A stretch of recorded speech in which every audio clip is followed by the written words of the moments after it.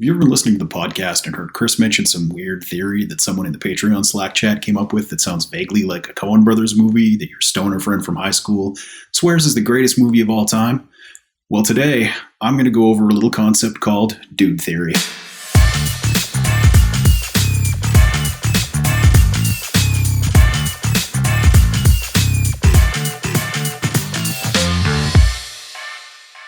Here's the basic idea.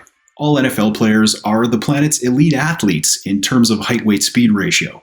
The slowest NFL wide receiver likely runs a 40-yard dash faster than all but a couple people you've ever met, unless you're involved in high-level athletics in some way. Yes, obviously. So when a relatively unknown guy like Marvin Hall comes out of nowhere and he starts catching deep balls in 2019, or a guy like Travis Fulgham comes out of nowhere and piles up a couple 100-yard receiving games, it's because literally any NFL player is capable of doing that if they're given an opportunity that matches their specific skill set. It doesn't mean the corner he's facing is a loser. That guy is also a better athlete than anyone you'll talk to this month. What I'm getting at here is that, yes, there is a variance in the quality between the middle and bottom roster players in the NFL, but that variance is not really all that big, and it's not really what matters. An above average offensive tackle 4 doesn't dictate what the team's record is going to be in a year.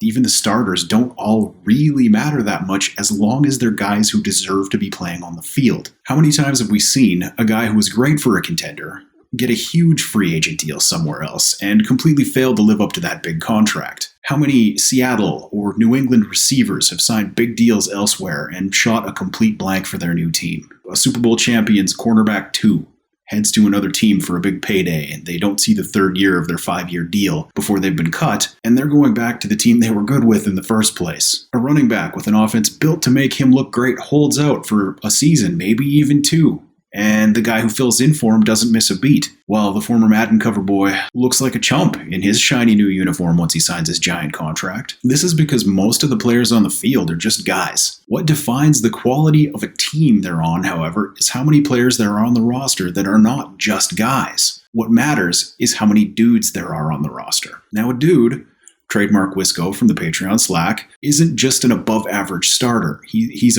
not a very good player.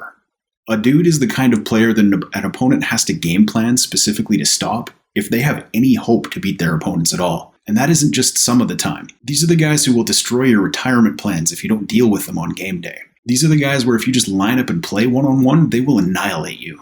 To draw a distinction, Lions fans will know. Calvin Johnson and Barry Sanders, dudes. Marvin Jones and Reggie Bush.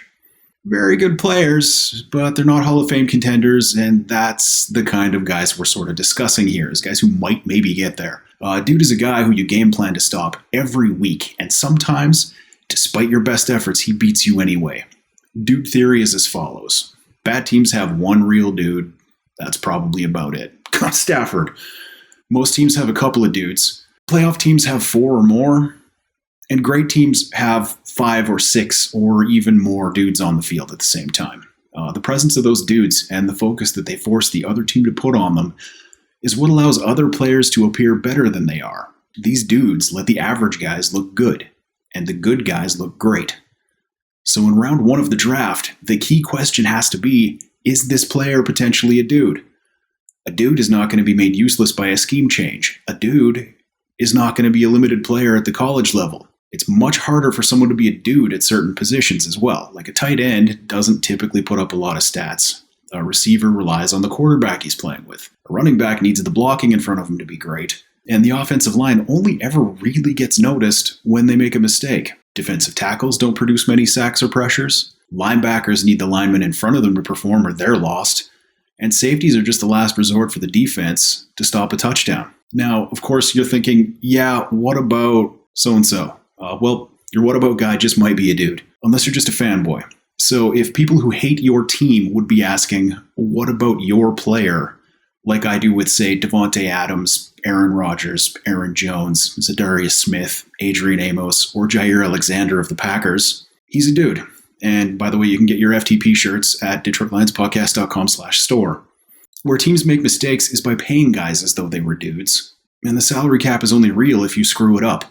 And one of the best ways to screw it up is to pay a regular guy like he's a dude. Lions players like Trey Flowers and Jamie Collins are legitimate NFL starters. They're actually good, legitimate NFL starters. They might be the only two the team had on defense in 2020, but they get paid at the top tier of their position. A massive problem with the roster is that the Detroit Lions are paying guys like they're dudes.